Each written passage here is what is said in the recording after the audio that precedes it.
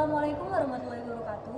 Hai teman-teman, perkenalkan saya Dwi Oktriana Rewu dengan rekan saya Hanifah Putri Manopo. Pada video kali ini, kami akan membahas analisis waris perdata pada penyelesaian sengketa tanah harta peninggalan Johannes Mansula dengan menggunakan ahli waris pengganti berdasarkan Kitab Undang-Undang Hukum Perdata.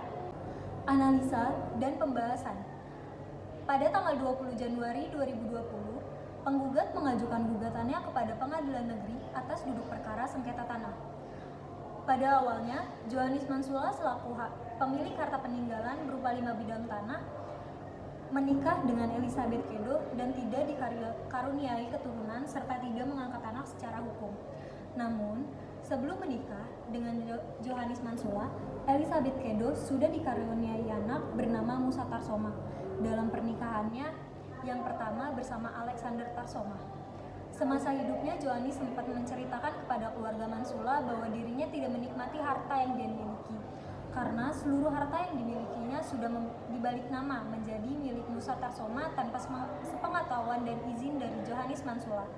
Pada saat itu, Musa Tarsoma menyamarkan namanya menjadi Musa T. Tarsoma, sehingga harta yang dimiliki oleh Johannes Mansula dikuasai sepenuhnya oleh anak tirinya. Hal ini baru diketahui oleh penggugat jauh setelah Johannes meninggal. Pihak penggugat beranggapan bahwa para tergugat tanpa sepengetahuan penggugat dengan itikat buruk secara melawan hukum telah menguasai tanah bidang 1 sampai dengan tanah bidang 5 yang merupakan warisan peninggalan Johannes Mansula dan merupakan harta bawaan Johannes karena diperoleh sebelum menikah dengan Elizabeth Mansula Kedo. Terdapat 28 dalil yang diberikan oleh para penggugat, termasuk kesahan Musa Tarsoma sebagai anak kandung atau anak adopsi secara hukum, karena para penggugat beranggapan bahwa merekalah ahli waris yang sah dari Johannes Mansula secara hukum.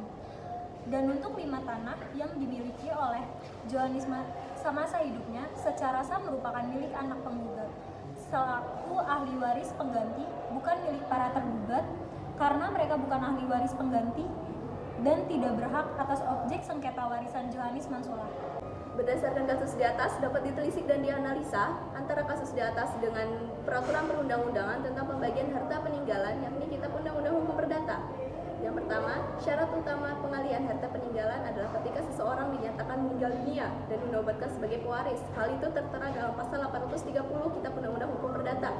Yang kedua, jika dikaitkan dengan kasus almarhum Johannes Mansula tidak meninggalkan seorang anak, oleh karenanya harta peninggalan almarhum Johannes Mansula akan jatuh ke tangan saudara kandung dari pewaris, diantaranya Franz Mansula, Yosias Mansula, Hermolina Ladeng, Octavianus Manafe, Musa Hanok, Paulina Mansula, Alfi Mansula, Heroida Mansula, dan Johanna Mansula sebagai saudara kandung pewaris beserta keturunannya. Hal itu berdasarkan pada pasal 832 Kitab Undang-Undang Hukum Perdata.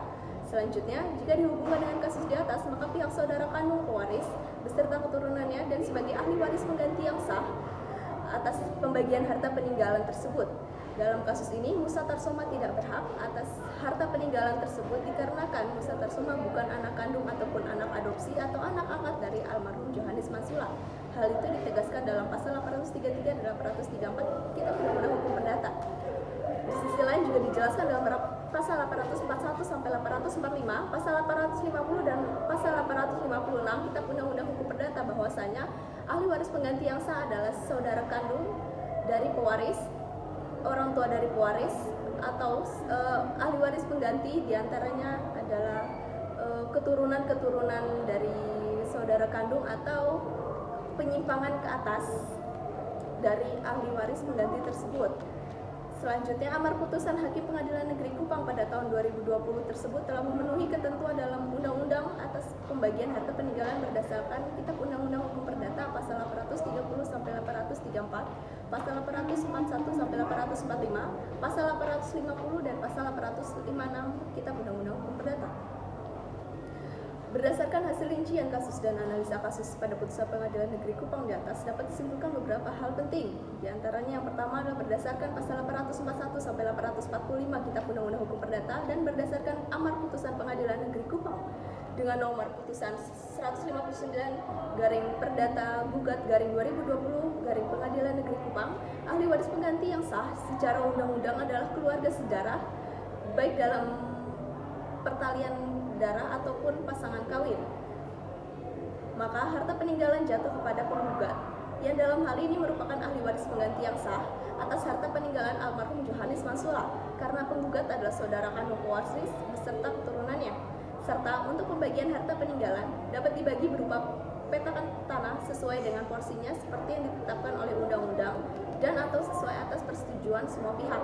Berdasarkan amar putusan Pengadilan Negeri Kupang nomor 159 garing PDTG garing 2020 garing Pengadilan Negeri Kupang, hasil persidangan atas sengketa tanah warisan almarhum Johannes Mansula dinyatakan sesuai dengan pasal 830 sampai 834, pasal 841 sampai 845, pasal 850 dan pasal 856 Kitab Undang-Undang Hukum Perdata, dari mulai syarat pewarisan hingga orang yang berhak menjadi ahli waris pengganti almarhum Johannes Mansula.